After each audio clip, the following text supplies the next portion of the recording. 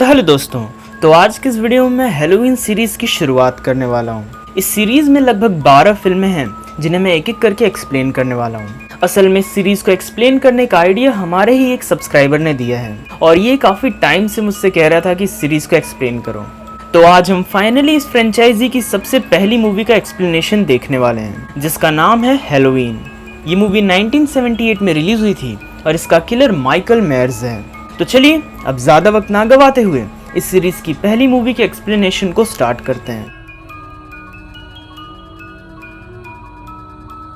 तो मूवी की शुरुआत 1963 में होती है और हैलोवीन की रात चल रही होती है। यहाँ पे हमें हेडॉनफील्ड नाम की एक जगह में एक घर दिखाया जाता है। यहाँ पे हम 6 साल के एक बच्चे को देखते हैं जिसका नाम माइकल मेयर्स होता है। वो किचन की ड्रॉवर से एक नाइफ निकालता है। वो सीढ़ियों से अपने बहन के कमरे की ओर जाने लगता है। वो कमरे के अंदर जाता है और अपनी बहन को ही मार डालता है। इसके बाद वो तुरंत ही सीढ़ियों से नीचे आता है और घर से बाहर चला जाता है।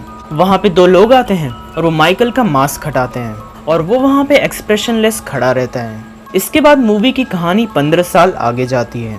माइकल को पिछले 15 साल से एक मेंटल हॉस्पिटल में रखा गया होता है और आज माइकल का साइकियाट्रिस्ट डॉक्टर लूमिस उससे मिलने के लिए आया होता है। डॉक्टर लूमिस अपनी एक कलीग के साथ होते हैं, पर तभी वो देखते हैं कि सारे के सारे मेंटल पेशेंट्स बाहर होते हैं। डॉक्टर लूमिस कार से बाहर निकलते हैं और हॉस्पिटल का गेट खोलने की कोशिश करते हैं, पर तभी माइकल दौड़ के आता है। वो कार के ऊपर चढ़ जाता है। वो उस डॉक्टर की कलीग को वहां से भगा देता है और वो खुद कार को लेके वहां से भाग जाता है।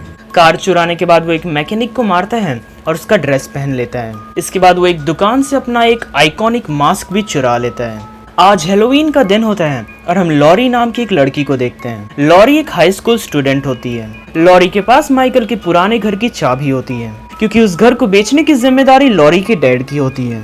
वो उस घर को चेक करके वहां से जा रही होती है, लेकिन तभी हम देखते हैं कि घर के अंदर से उसे कोई देख रहा होता है। वो जब बाहर जाती है तब भी वो आदमी उसका पीछा कर रहा होता है। यहाँ तक कि स्कूल में भी वो आदमी उसे देख रहा होता है और लॉरी भी उसे नोटिस कर लेती है। इसी दौरान हम डॉक्टर लूमिस को देखते हैं, जिन्हें सड़क के बाजू में क्रैश हुई कार मिलती है। असल में वो कार उसी मैकेनिक की थी जिसे माइकल ने मारा था, लेकिन डॉक्टर लूमिस डेड बॉडी को नोटिस नहीं करते हैं। लॉरी अपनी दोस्त लिंडा और एनी के साथ घर वापस आ रही होती है।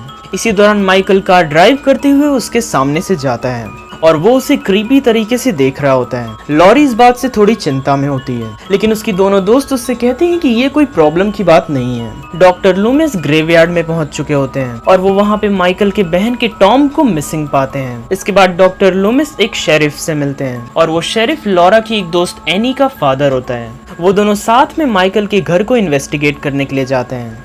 वो शेरिफ को बताते हैं कि आज से 15 साल पहले वो माइकल से मिले थे। माइकल के अंदर बिल्कुल भी इमोशंस नहीं थे। वो किसी को भी कभी भी मार सकता था और ऊपर से उसके पास बहुत ज्यादा पावर भी थी।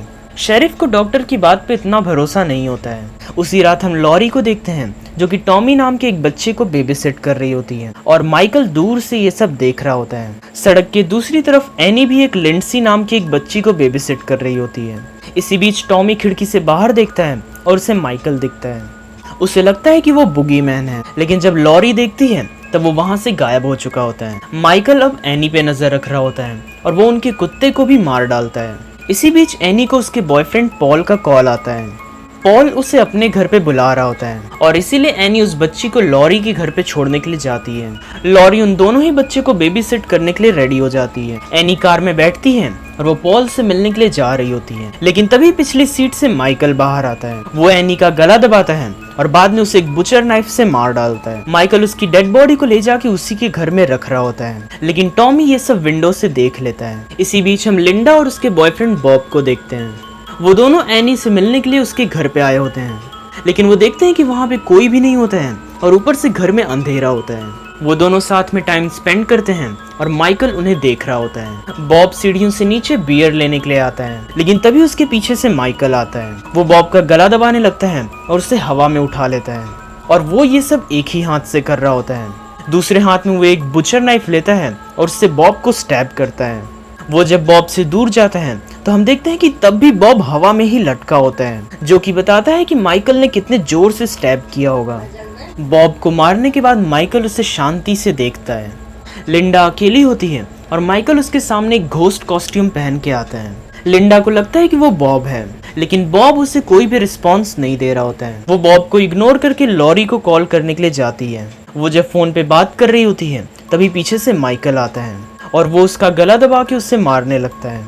लॉरी ये सारी आवाज सुन रही होती है और उसे लग रहा था कि ये कोई प्रैंक है, पर इससे पहले कि वो कुछ समझ पाती लिंडा यहाँ पे मारी जाती है। सीन चेंज होता है और हम डॉक्टर लूमिस को देखते हैं। उन्हें वही कार दिखती है जिसको माइकल ने चुराया था। वो उस कार को देख के समझ जाते हैं कि माइकल इसी सिटी में है। लॉरी को लिंडा की चिंता होने लगती है और वो उसे एनी के घर पे चेक करने के लिए जाती है। वो सीढ़ियों से ऊपर जाती है और उसे वहाँ पे एनी मरी हुई मिलती है और उसके पीछे ही माइकल की बहन का टॉम स्टोन भी होता है। वो डर के वहाँ से जाने लगती है, लेकिन तभी उसे बॉब की भी डेड बॉडी मिलती है जो कि ऊपर से लटक रही होती है।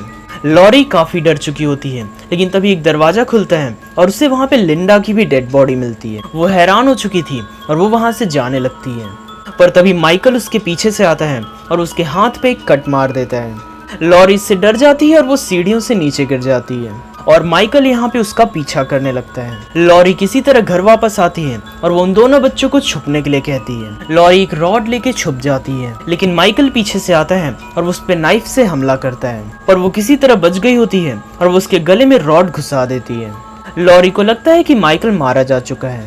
वो दोनों बच्चों से मिलती है और काफी खुश होती है, लेकिन हम जानते हैं कि माइकल के पास सुपर ह्यूमन स्ट्रेंथ है और वो इतने आसानी से नहीं मरने वाला है, और ऐसा ही होता भी है। माइकल उनके पीछे आ जाता है। लॉरी दोनों बच्चों को एक दूसरे कमरे में छुपा देती है और खुद एक क्लोजेट में छुप जाती है, लेकिन माइकल वहां पे आ जाता है और वो क्लोजेट को जोर जोर से हिलाने लगता है। वो दरवाजे को तोड़ के अंदर भी घुस जाता है, लेकिन लॉरी एक हैंगर को उसके आंख में घुसा देती है। माइकल अपने नाइफ को गलती से गिरा देता है।